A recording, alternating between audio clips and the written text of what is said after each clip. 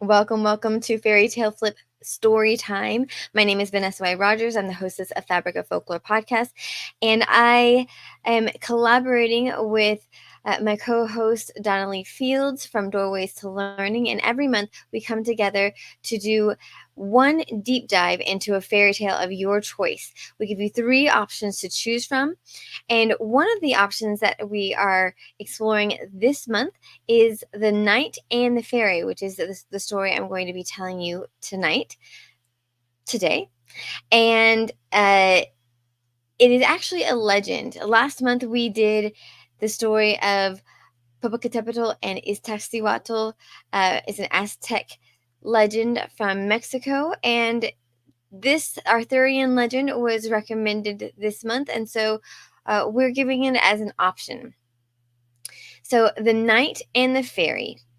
Once upon a time, in King Arthur's court, there was a handsome, gracious knight known as Lanval.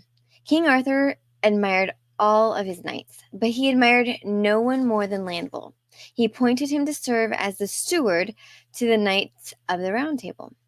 Lanval was happy to serve his king, and he was deeply loyal. But as time passed, he began to distrust Queen Guinevere. She was beautiful, of course, and many thought her a wonder. But Lanval noticed her flirtations and considered her behavior unsuitable for the wife of a king.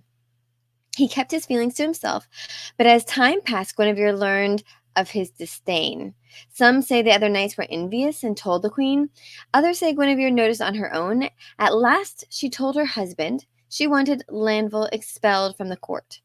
Naturally, the king wished to please his wife, and Lanval understood it was his duty to leave. With a heavy heart, he departed, traveling north to Caerleon on the river Usk. For one long year, he lived in solitude and became so poor that he could no longer care for himself. His anguish grew, and villagers, rather than help him, made fun of him. So he left Caerleon and wandered around the countryside, living on wild berries and growing more despondent and sorrowful as time passed. Then one day, in a forest, he came upon a mysterious castle, a place he had never seen before.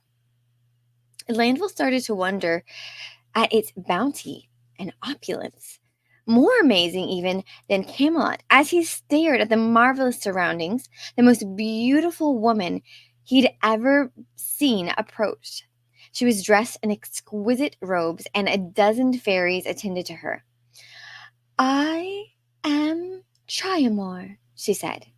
Triamour was a fairy maiden who possessed fortune and power beyond Lanval's imagination. Her beauty and her power were exceeded only by the bounty of her heart. And that heart fell in love with the poor, lost knight. She did not see the poverty or sorrow of the ragged wretch before her, only the good man he was. He fell in love with her at first sight. Triamour took Lanval to her castle, and when he was rested and restored, she gave him a servant, a horse, and a suit of armor, and sacks of gold, and she gave him her love. "There is just one promise you must make," she said. "No one must ever know of our love." "I promise," he said. "I will do anything you ask." Then Triamour gave him the gift of an enchantment so powerful he could never be harmed. "No one can hurt you so long as you keep your promise," she said. Lanval rode back to Caerleon, where people gazed in amazement at him. Now everyone wished to be his friend. In his honor, they held a tournament, and he won every joust. People understood he was somehow blessed. But no one knew his secret. Although Lanval often visited his beloved, riding deep into the forest, he was always careful no one followed him. He never spoke her name, and as time passed, their love grew deeper and Lanval's fame spread. Eventually, the news reached King Arthur. "Lanval has become even more noble than he was," travelers told the king. Filled with curiosity, King Arthur sent for him. This time, when Queen Guinevere saw him, she did not despise him.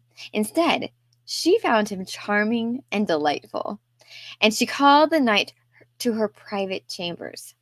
Lanval could not disobey, so he reluctantly went. "You sent for me?" he asked. Guinevere smiled, her loveliest smile. "You have become so handsome. Surely you love your queen," she said flirtatiously. But despite her best efforts to convince the knight to love her, Lanval remained unmoved. She goaded Lanval until he lost his patience.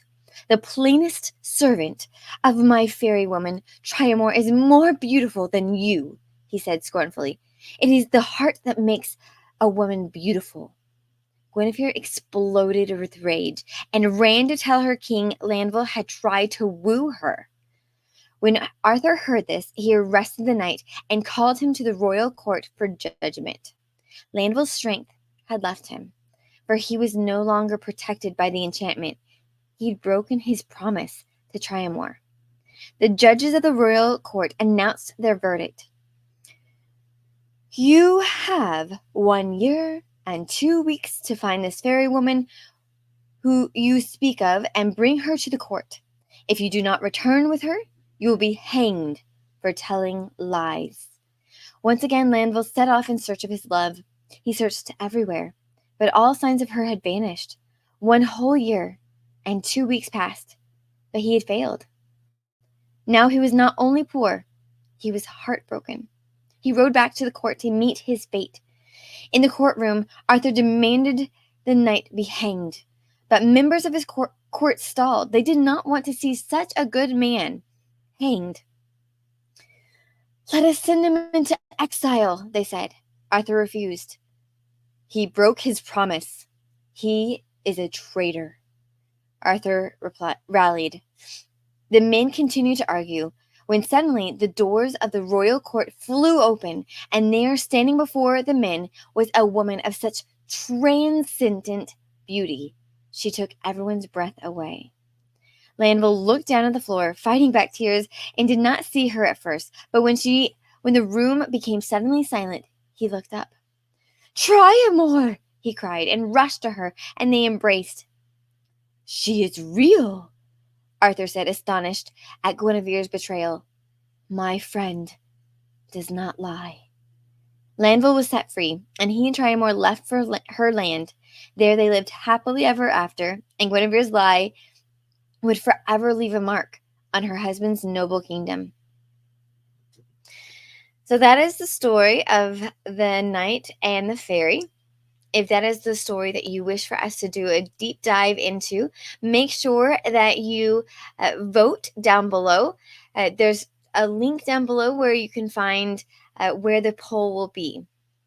Thank you so much for listening to Fairy Tale Flip, and I can't wait to hear what you decide.